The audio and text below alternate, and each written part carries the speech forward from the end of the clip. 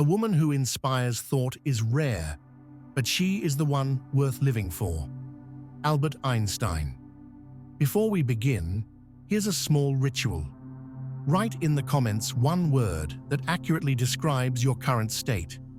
Sign it, and let's get started. Einstein was not just the man with uncombed hair and a pipe in his mouth. He was not just the calm figure behind chalkboards and the theory of relativity. He was fire. He was storm. A man of paradox who knew equations of the universe and still failed to solve the mysteries of his own heart. He had a strange charisma, not the one that grabs attention like a loud voice in a crowd, but the one that pulls you closer without effort. He didn't chase women, he fascinated them. With his gaze, with his silence, with the way he made them feel like their mind mattered more than their face. He was married, twice, but loved far more often. Letters revealed secret affairs, confessions, tenderness, and even manipulation. He could be warm, distant, selfish, generous, all at once. Women fell for him because he was free. Free in thought, free in spirit, and that freedom was more seductive than any perfect body. Behind the genius stood a man who understood. To truly choose a woman, you have to know what you're ready to risk. Comfort, peace, your own illusions. Einstein once said, "Imagination is more important than knowledge." He lived that truth. He imagined himself beyond the norms, beyond the clean limits of morality. But he also paid the price. Solitude, misunderstanding, a trail of hearts left behind.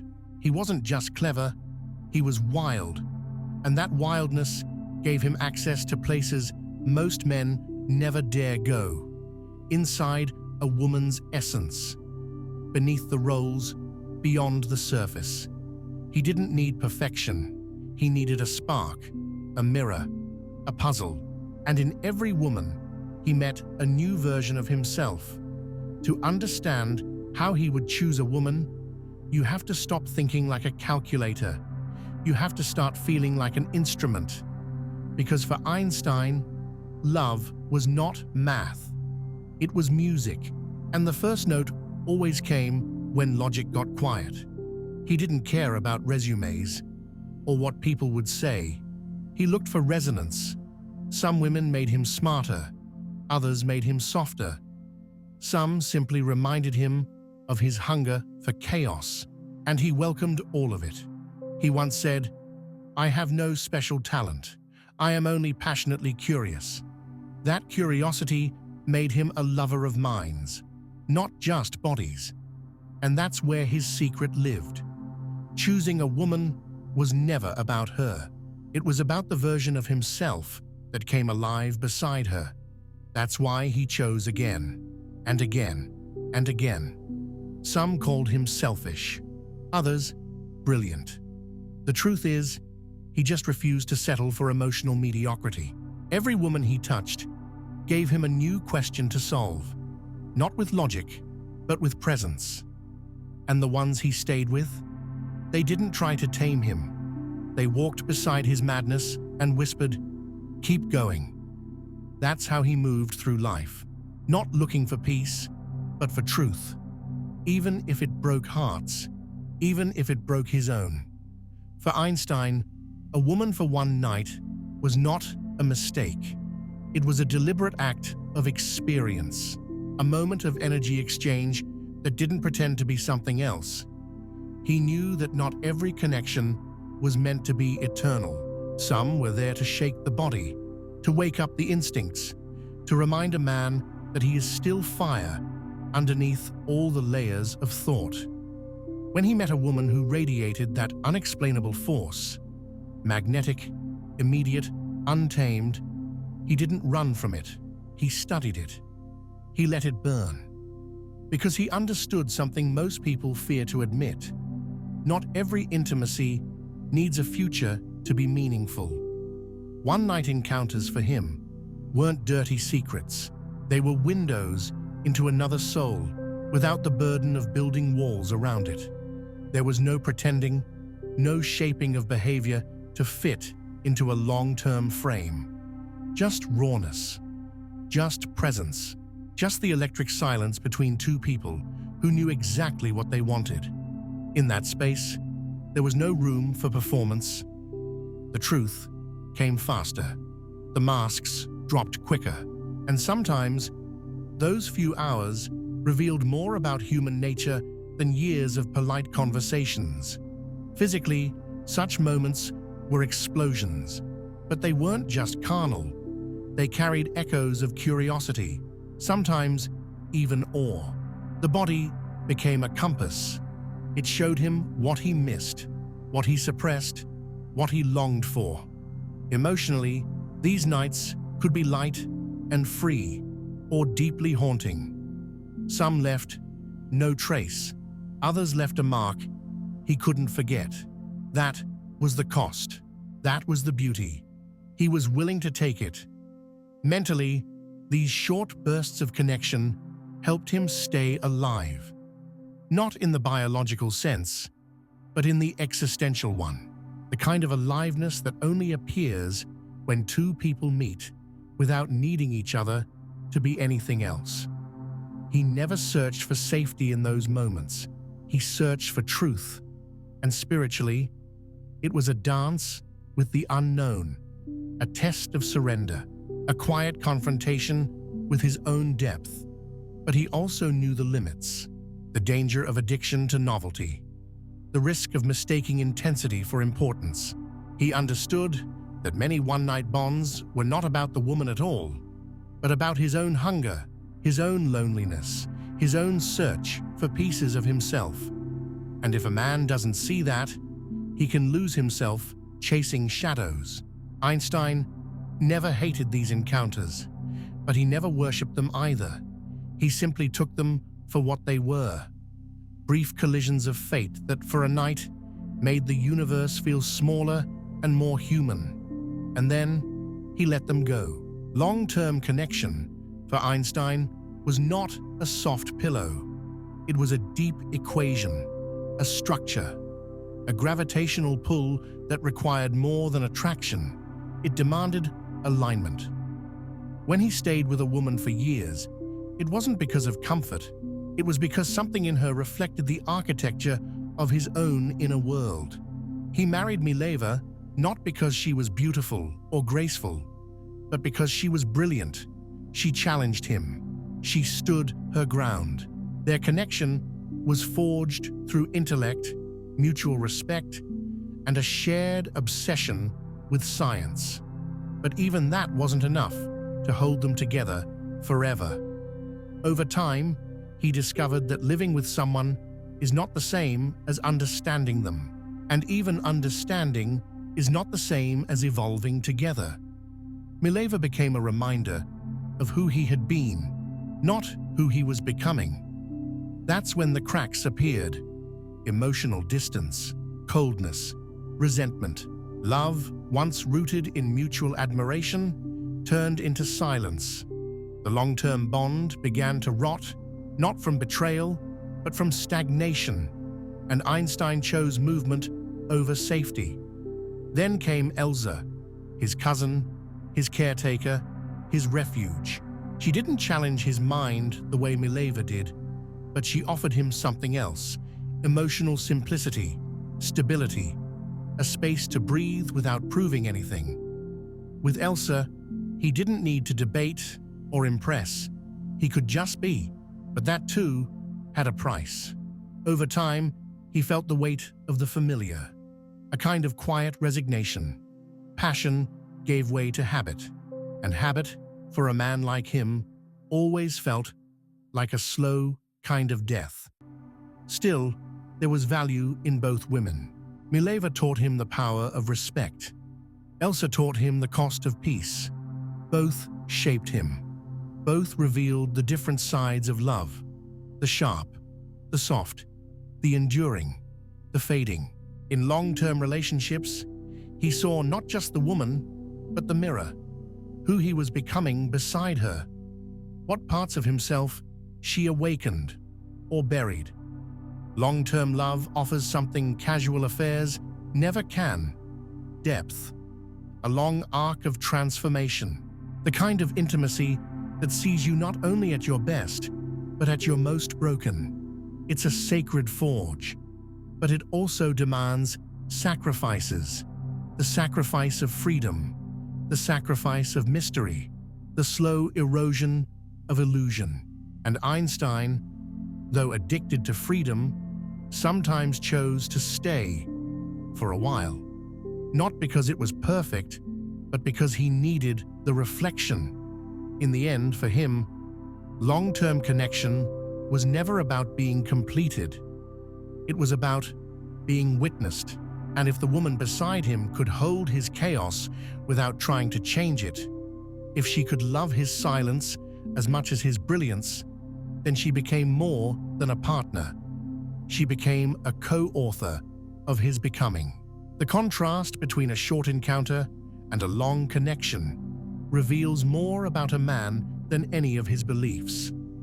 Einstein understood both. He tasted both, and each came with its own chemistry, its own risk, its own kind of clarity. A one-night bond was like lightning, fast, hot, unpredictable. It burned through doubt, fed desire, and disappeared before questions could grow roots. It gave release, sometimes insight, but rarely direction. It whispered possibilities without demanding answers. But it also left behind a certain emptiness, a silence that asked more than it offered. Because without continuity, the fire fades, and what's left is the echo of a moment that never turned into a memory. Long-term love, on the other hand, was gravity. It pulled slowly but deeply. It reshaped him, demanded his attention over time.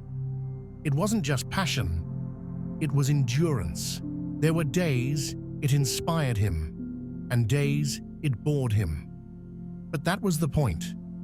A real connection doesn't entertain you constantly. It invites you into depth, into stillness, into discomfort. It shows you your shadows through someone else's eyes. It asks you to grow, not to impress, but to stay. Einstein moved between these two worlds like a traveler, not a wanderer. He wasn't lost, he was curious. And in that curiosity, he found truths that most men spend lifetimes avoiding. That lust can be honest, but also deceptive. That stability can be beautiful, but also suffocating. That no connection, no matter how intense or loyal, can save you from yourself. The body reacts quickly. It knows who excites it, but the soul speaks slower. It knows who anchors it. And sometimes, those two are not the same person. That's the painful part. That's where most men get stuck, chasing the thrill, avoiding the depth, or choosing depth and mourning the lost thrill.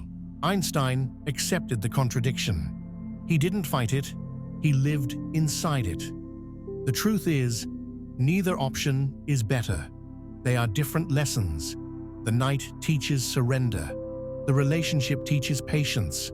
One exposes the hunger, the other reveals the discipline.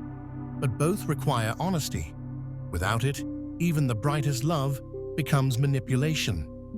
Einstein wasn't perfect, far from it, but he was real, and in that realness, he learned something most never do. It's not about choosing the better woman. It's about recognizing which version of yourself you're feeding with her presence. Einstein trusted energy more than appearances. For a man of science, he had an unusual respect for what couldn't be measured. He knew that logic had limits, and that truth often lived in sensation. In the way your skin tightens around someone, or the way silence feels either heavy or light when you're with them. He never said it in equations, but he lived by a rule. The body never lies. A handshake, a glance, a shared breath. These told him more than words ever could. When he entered a room, he didn't look for beauty, he felt for vibration, because energy doesn't need language. It either flows or it doesn't. Not every woman felt right, even if she looked perfect. He could sense when something was off, when her words were sweet, but her essence was cold. Charm without warmth, smiles without presence. And that kind of mismatch made him retreat instantly. He knew how dangerous it was to ignore that first signal. The gut knows what the brain takes too long to admit.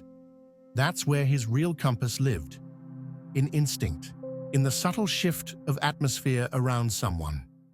When he found someone whose presence calmed his nervous system, whose voice didn't feel like performance, whose body didn't need to be chased or controlled, he paused, he observed, and if that energy stayed clear, even after the seduction faded, he stayed. Not because she entertained him, but because she aligned with him, emotionally, mentally, physically, even spiritually. But he also knew how seductive false energy could be, the kind that pulls you in fast, makes your heart race, clouds your thinking. That rush can feel like truth, but it's often unresolved pain, meeting unresolved pain, trauma recognizing itself. And if a man's not aware of that, he'll confuse chaos for chemistry. Einstein wasn't immune. He got caught in that trap more than once, but each time he stepped back and asked the real question: how do I feel after she leaves the room? Do I feel drained or stronger? Do I want more of her or more of myself? That was his test, the aftertaste, the echo. And it rarely lied. He didn't look for perfect harmony, he looked for resonance. And resonance doesn't always feel soft. Sometimes it shakes you. Sometimes it makes you uncomfortable. But it always feels real. That's how he chose. Not by beauty, not by logic, by presence, by frequency, by the invisible music between two people who don't need to try. Einstein never searched for the perfect woman. He didn't believe in such a thing. Perfection to him was a lie invented by fear, a mask people wear to be accepted, admired, or chosen. What he looked for was something much rarer: authenticity. He wanted to see who she was without effort, without role, without the performance. And more importantly, he wanted to see who he became in her presence. That was his real metric. Did she ignite his mind? Did she sharpen his clarity? Did she strip away his masks, not with criticism, but with presence? Because if he had to shrink, pretend, or impress, he knew it wasn't real. He didn't want a woman to complete him. He wanted one who amplified what was already alive inside him. That's why he never stayed long in relationships where comfort became control. The moment the connection became about expectations, about fulfilling images, about routines that drained rather than grounded him, he withdrew. Not because he feared commitment, but because he respected freedom, his and hers. He believed that love was not about merging into one being. It was about orbiting in harmony, two independent forces choosing to stay near again and again without needing to trap each other. He saw love not as possession, but as permission. Permission to be, to evolve, to transform without guilt. Many didn't understand this. They called him distant, detached, even cold. But that was because most people confuse closeness with control. Einstein loved deeply, but quietly. He didn't cling. He didn't chase. If a woman stayed, it was because she wanted to, not because he convinced her. And that kind of space created something rare: honesty. A field where neither had to pretend, where flaws weren't polished and truths weren't softened. And in that rawness, intimacy could breathe. For Einstein, the strength of a bond was not in how often two people touched each other, but in how safe they felt to stand alone. Could she hold her own silence? Could she walk beside him without grabbing his hand out of fear? Could she be a storm and still make space for his silence? If the answer was yes, he stayed, not out of duty, but out of deep respect. He also knew the difference between peace and numbness. Many couples mistake the absence of conflict for harmony, but for him, real harmony meant growth, challenge, tension that led to evolution. If a woman simply agreed with him, he grew bored. If she mirrored his opinions, he questioned the mirror. But if she brought her own fire, her own truth, her own world, then he listened. Then he engaged. Then he saw her not just as a partner, but as a universe worth exploring. That's what made a woman stay in his life. Not softness, not obedience, but the strength to stand in front of him without shrinking. The kind of strength that wasn't loud, but rooted. And in that strength, he found peace. Not the quiet kind, but the powerful one. The peace that comes when both people stop pretending. He didn't fear solitude. He feared false connection. Being with someone who didn't truly see him.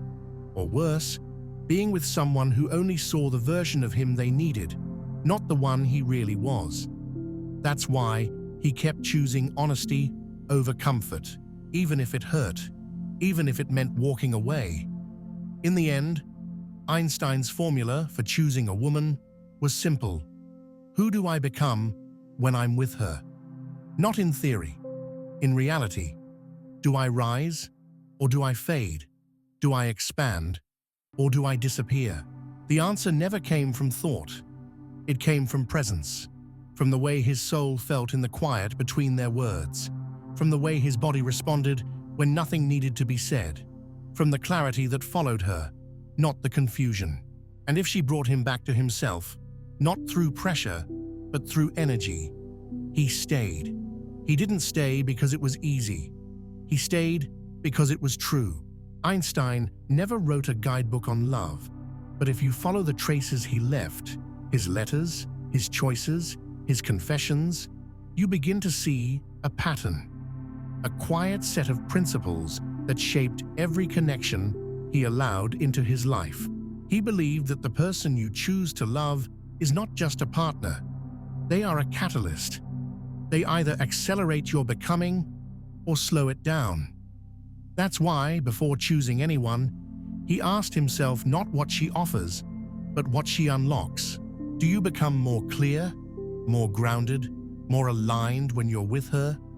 Or do you start betraying parts of yourself to keep the peace? If you don't feel free in her presence, it's not love, it's camouflage. He warned in his own way against 3 illusions. First, beauty. He said beauty fades faster than truth. The prettiest face can hide the heaviest silence. Second, compatibility. Agreement is easy when nothing is tested. The real test is in disagreement.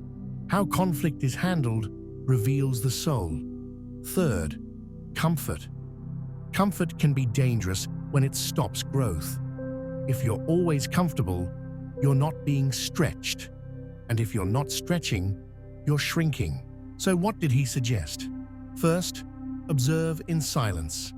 Watch her when she doesn't know she's being watched. Energy is loud when no one is performing. Second, listen to how she speaks about others.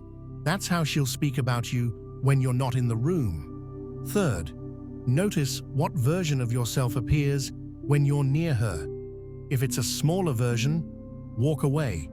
Fourth, test the silence. If being quiet together feels natural, she's home. If it feels awkward, it's noise. Einstein also believed in emotional autonomy. He valued women who had their own orbit, who didn't collapse into his world, but added to it. He said, directly and indirectly, that the most dangerous thing a man can do is choose a woman out of fear. Fear of being alone, fear of judgment, fear of missing out. Those fears turn women into bandages, and love was never meant to be a wound. He also advised looking past roles. A woman isn't a mother, a lover, a muse. She's all of them and more, depending on how she's met.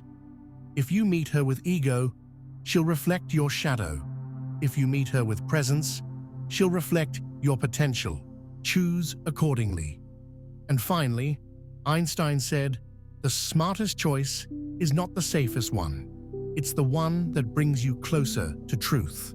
If she challenges your lies, holds your gaze when you're most exposed, and still chooses to stay, you found something rare.